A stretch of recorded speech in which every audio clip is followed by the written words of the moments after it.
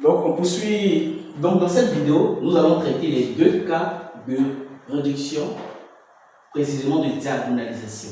Donc on a dit on a deux cas de diagonalisation. Ici c'est le cas où on trouve trois valeurs propres. Trois valeurs propres simples. C'est-à-dire chaque valeur propre se répète une seule fois. Ici c'est le cas de diagonalisation où on trouve deux valeurs propres. Une valeur propre simple, 4 1 égale 1, c'est-à-dire l'ordre de la multiplicité algébrique égale à 1. Une valeur propre dont l'ordre de la multiplicité algébrique égale à 2. Donc, on va traiter les deux. Dans cette partie, dans cette vidéo, nous allons déterminer les sous-espaces propres, c'est-à-dire les vecteurs propres. Donc, allons-y avec le premier cas.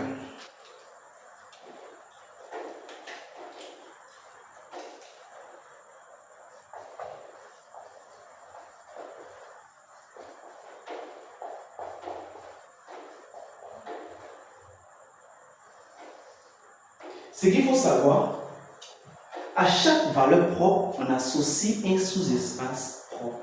Pour rappel, un sous-espace propre, c'était l'ensemble de vecteurs propres. Donc, on a généralement E de lambda, c'est-à-dire le sous-espace propre est nommé E, comme un lambda me dit, c'est-à-dire le sous-espace propre associé à la valeur propre lambda. Donc, est égal à l'ensemble des vecteurs, on va noter de manière générale V, l'ensemble des vecteurs appartenant à R au cube. Pourquoi on prend R au cube? Parce qu'on a une matrice carrée d'ordre 3, telle que M multiplié par V est égal à 0 de R au cube. R au cube parce qu'on a une matrice carrée d'ordre 3. À quoi correspond M? La matrice M correspond à la matrice que nous voulons réduire, moins la valeur propre multipliée par la matrice unitaire. Donc, nous allons déterminer le sous-espace propre pour chaque valeur propre. Nous allons déterminer le sous-espace propre associé à lambda 1, associé à lambda 2 et associé à lambda 3. Donc, sans plus tarder, nous allons commencer. Donc, on va commencer avec pour lambda est égal à 1. On va commencer pour lambda égal à moins 2. Lambda égal à moins 2. Donc, si on va pour lambda égal à moins 2, on reprend la formule du sous-espace propre, on reprend cette formule-là, et nous remplaçons partout où il y a lambda par moins 2. Donc, ça fait E de moins 2 sera égal à quoi? L'ensemble des vecteurs appartenant à R au cube, tel que MV égale à 0 de R au cube. Avec, ici notre M serait égal à quoi? A, on dit moins lambda. Plus que notre lambda, c'est moins 2, fait moins, et plus. On fait plus 2 et 3. Donc, la matrice M égale. Donc, pour donner la matrice M, on prend la matrice A, on dit A plus 2i lambda. Donc, on prend la matrice A, on fait plus 2 sur chaque élément de la diagonale. Donc, ici, plus 2, ça devient 7. On recopie les autres éléments. Moins 2, 8. Plus que moins 3 est sur la diagonale, plus 2 ici, ça devient moins 1. 4. On revient, troisième colonne, 7, 2. Plus que moins 4 est sur la diagonale, on fait plus 2, ça devient moins 2. Ensuite, on va donner ce système. Cela veut dire quoi? MV égale à 0 de R au cube, c'est équivaut à, ça donne ce système-là. Donc, on prend cette matrice que nous transformons sous forme de système. Donc, ici, on a 7. Sur la première ligne, on a 7, 8, moins 7. Donc, ça fait 7x plus 8y moins 7z. 7x, le signe est positif, plus 8y moins 7z moins 7z égale à 0. Je rappelle que le vecteur V, puisqu'on dit V appartient à R occupe, le vecteur V a pour coordonnées X, Y, K, Z. Voilà, dans notre cas. Donc, on poursuit. La deuxième ligne, on a quoi? C'est ça la deuxième équation. Moins 2x. Moins 2x. Et moins y. C'est plus 2z. Plus 2z égale à 0. La troisième équation, on a 2x plus 4y moins 2z. Donc ça, on va noter notre équation 1, notre équation 2 et notre équation 3. Donc, déterminer un sous-espace propre revient à résoudre ce système. Donc voilà notre système ici que nous allons résoudre. Pour résoudre le système, on doit trouver des combinaisons faciles pour aller rapidement. Donc regardons ici quelque chose. On va chercher des lignes où les éléments se ressemblent ou sont proportionnels. Donc quand on regarde la deuxième équation et la troisième équation, qu'est-ce que nous constatons? Ici, on a moins 2 qui sont opposés, donc ça sert. Ici on fait l'équation 2 plus l'équation 3, là ça fait 0. Ici on a quoi? 2z plus moins 2z, ça fait 0. Donc ici, la combinaison idéale ici, donc on fait équation 2 plus équation 3. Ça va nous donner quoi? Donc les deux vont s'annuler, il va rester moins y plus 4y, ça fait 3y. 2z plus moins 2z, ça fait 0. Donc 0 plus 0, ça fait 0. Donc 3y égale à 0. Par conséquent, y est égal à 0. Donc on a trouvé y égale à 0. On peut venir remplacer dans l'une des équations pour trouver z. Donc puisqu'on a déjà travaillé avec l'équation 2 et l'équation 3, on travaille ensuite avec l'équation 1. Donc on remplace dans l'équation 1. En remplaçant dans l'équation 1, on obtient l'équation 1 devient, on a 7x, y c'est 0, donc ça fait 0, moins 7z. Moins 7z égale à 0. Donc petit équivaut à 7x, on va faire passer moins 7z de l'autre côté, ça devient 7z. On peut simplifier 7. Par conséquent, x est égal à z. Je rappelle que lorsque nous sommes en train de résoudre un système, dans le cadre de la détermination des vecteurs propres, elle n'est pas obligée de trouver des valeurs. Dans la majorité des cas, on va exprimer des inconnus en fonction d'autres inconnus. Donc ici, on a trouvé y égale à 0 et x égale à 3. Mais il faut se rassurer d'avoir travaillé avec toutes les équations 1, 2, 3. Ici, on a travaillé avec l'équation 2 et l'équation 3 et on a terminé l'équation 1. Donc maintenant, une fois que tous les inconnus sont trouvés, on va donner le vecteur v. Donc, par conséquent, puisqu'on a dit le sous-espace propre, c'est l'ensemble des vecteurs appartenant à R occupe. Vérifions le système. Par conséquent, le vecteur V est égal à x, y, z sera égal à quoi? On a trouvé x égale à quoi? X égale à z. Donc on remplace x par z. On a trouvé y égale à quoi? Y égale à 0. Est-ce qu'on a trouvé z? Puisqu'on a exprimé x en fonction de z, z sera lui-même z. Ensuite, on va remarquer que on trouve dans notre vecteur un seul élément z, donc nous allons factoriser par z. Donc il reste quoi ici? 1, 0, 1. Donc ce vecteur-là, c'est ce vecteur-là qui est appelé vecteur propre. Et lorsque nous notons ça comme cela, E de lambda, c'est pour moins 2, nous sommes en train de faire E de moins 2. On va mettre vect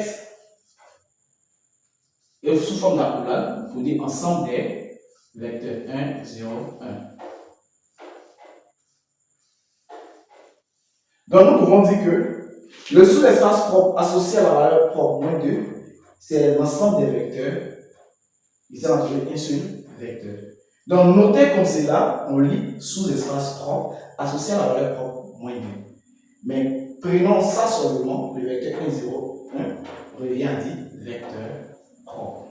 Donc, ce sont des notions pratiquement similaires. Donc, on a fini avec la valeur propre moins 2.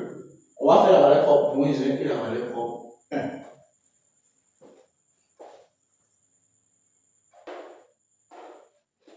Ok, donc on poursuit avec, on a fait pour moins 2. Ensuite, on va faire pour lambda est égal à lambda 2.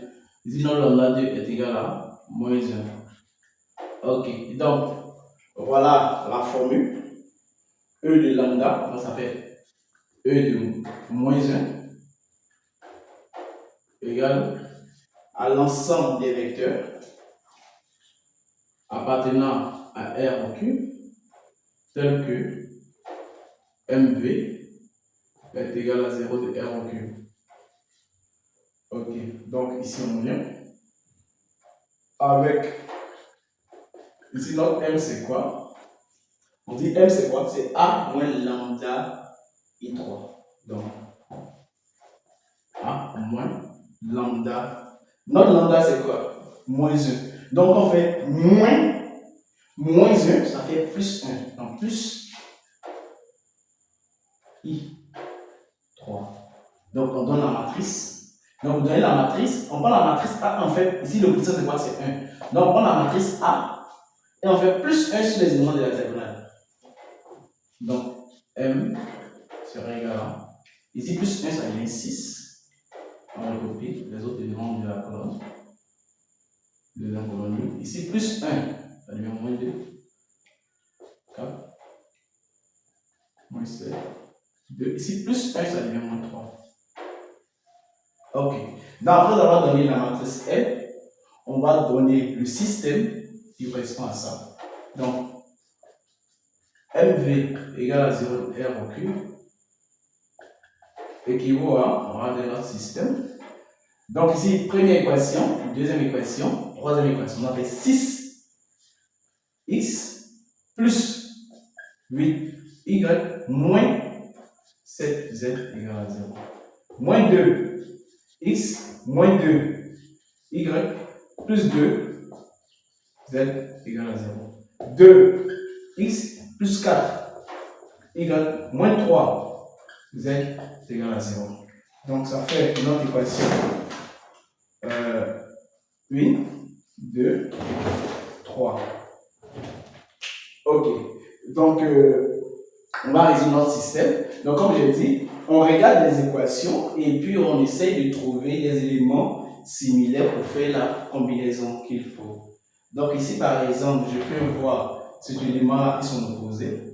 Donc je peux être tenté de faire équation 2 plus équation, ça c'est simplifié. Donc il va rester simplement une relation entre y et z.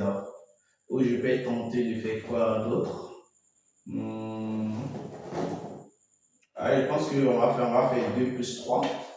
Donc combinaison 2 plus 3. 2 plus 3, on va voir. Donc les x vont se simplifier. Voilà, ça se simplifie. Donc ça plus ça, il va rester 2y. Ça plus ça, il va rester moins z égale à 0. Donc ici, on peut exprimer y en fonction de z ou z en fonction de y. Un conseil, il faut toujours exprimer celui qui n'a pas de coefficient. Donc ici, équivaut à z est égal à 2y.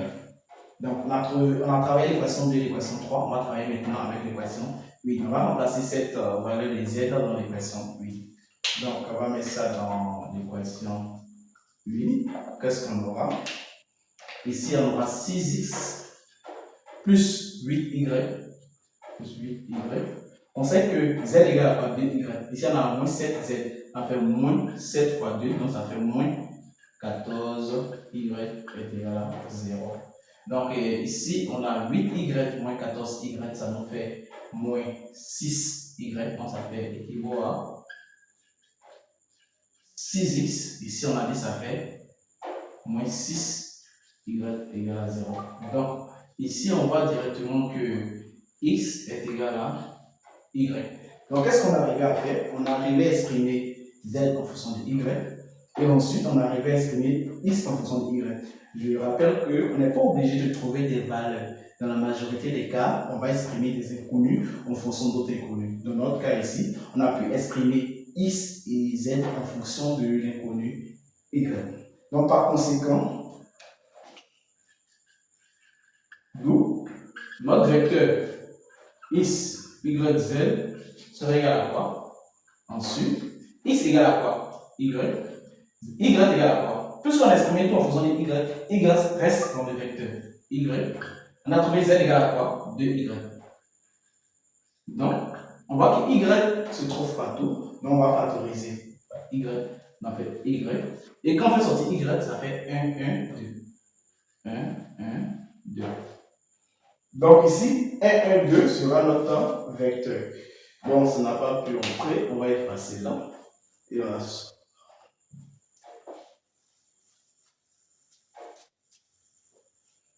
Ok, donc notre vecteur, notre sous-espace propre associé à moins 1 sera vect. On a trouvé le vecteur 1, 1, 2. 1, 1, 2. Ok. Donc, on vient de trouver le sous-espace propre.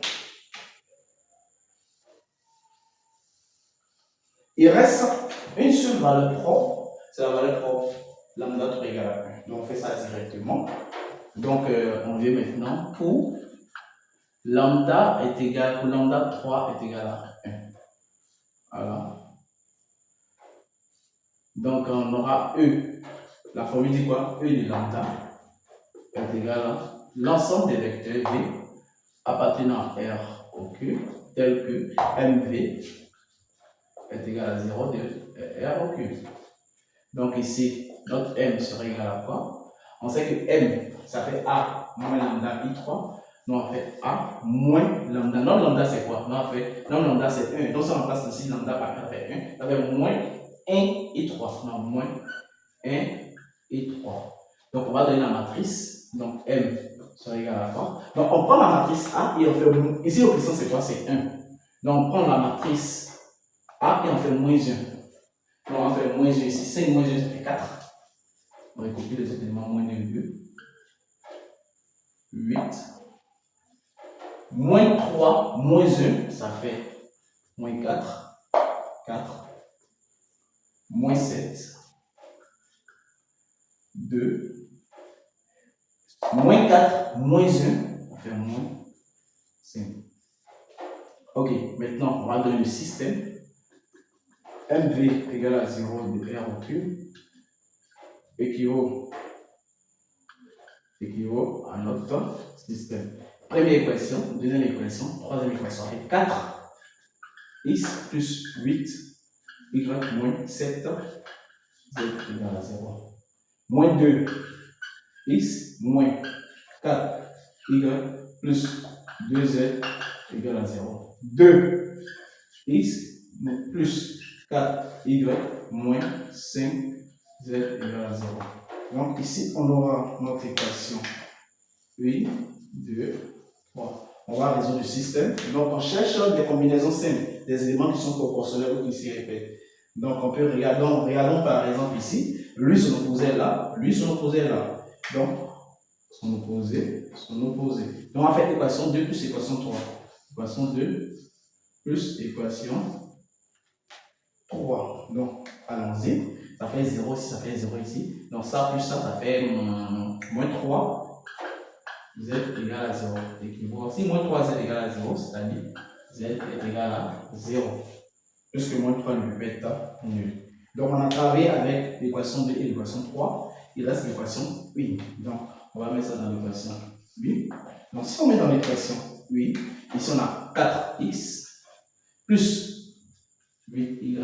On sait que z égale à 0, donc ici 0, donc égale à 0. Donc ici, on va tirer, je vous conseille de tirer toujours celui qui a le plus petit coefficient. Donc ici, on a 4 x et on a 8 y. Donc le plus petit coefficient, c'est 4. Donc il faut tirer x. Ici, on avait quoi? 2 et moins 1. Le plus petit coefficient, 1 et 2, c'est quoi qui était le plus petit? C'était 1. Dans la tirée z. Pareil ici, on tire 4 entre x. On fait 4x est égal à quoi? Moins 8 y équivaut à 4x est égal à. Donc le 4 va venir ici, ça va diviser tout par 4. Donc x, 8 divisé par 4, ça fait combien? Ça fait 2. Avec le signe moins, ça fait moins 2y. Donc on a trouvé z égale à 0. On a réussi à estimer x en fonction de y. Donc on va donner notre vecteur. Donc le vecteur qui est de la forme x, y, z deviendra x, on a trouvé combien? Moins 2y. Y, est-ce qu'on a trouvé y? Puisqu'on a exprimé x en fonction de y reste dans le vecteur. Z égale à combien? 0. Donc, on nous donne, si on fait sortir y, on aura moins 2, 1, 0. Donc, ça, c'est le vecteur propre. Maintenant, le sous-espace propre associé à la valeur propre 1 égale à vect moins 2, 1, 0. Qu'est-ce que vous constatez? On va constater que dans chaque cas, on a trouvé un seul vecteur, un seul vecteur, un seul vecteur. On trouve un seul vecteur pour chaque valeur propre. Et chaque valeur propre dans notre cas ici avec une multiplicité algébrique égale à 1, 1, 1. Donc, on va en même temps conclure que c'est diagonalisable.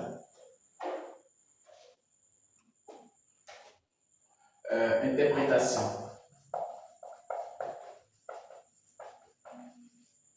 Si nous voulons conclure que c'est diagonalisable, on dit qu'une matrice est diagonalisable, c'est à plusieurs propriétés. À notre niveau, on peut utiliser une propriété.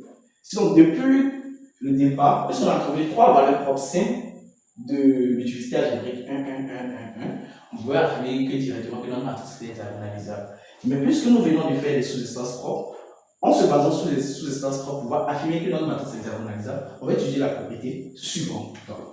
Donc, la matrice A est diagonalisable si la somme des multiplicités algébriques, ici on a 3 multiplicités algébriques, est égale à la somme des sous-espaces propres. Donc, on va venir ici. On fait la. Si c'est quoi? C'est K1 plus K2 plus K3 va être égal à quoi? Lambda 1 plus E lambda 2 plus E lambda 3. C'est si ça est vérifié, on dirait que notre matrice est diagonalisable. Donc K1 plus K2 plus K3. Donc regardons de notre côté ici. K1 plus K2 plus K3 fait 1 plus 1 plus 1, c'est combien? 3. Ok. Ah, ici, je rectifie en même temps. Ici, il s'agit des dimensions. Voilà. Dimension. Voilà, désolé. C'est de la dimension. La dimension de E. Voilà. La dimension. La dimension, ce sont le nombre de vecteurs qui sont contenus ici. En réalité, la parenthèse, c'est un seul vecteur. Un seul vecteur. Un seul vecteur. Donc, c'est dimension. Voilà, il faut corriger ça. Donc, il y a combien de vecteurs ici? Un vecteur. Combien de vecteurs ici? Un vecteur. Il y a combien de vecteurs ici? Un vecteur.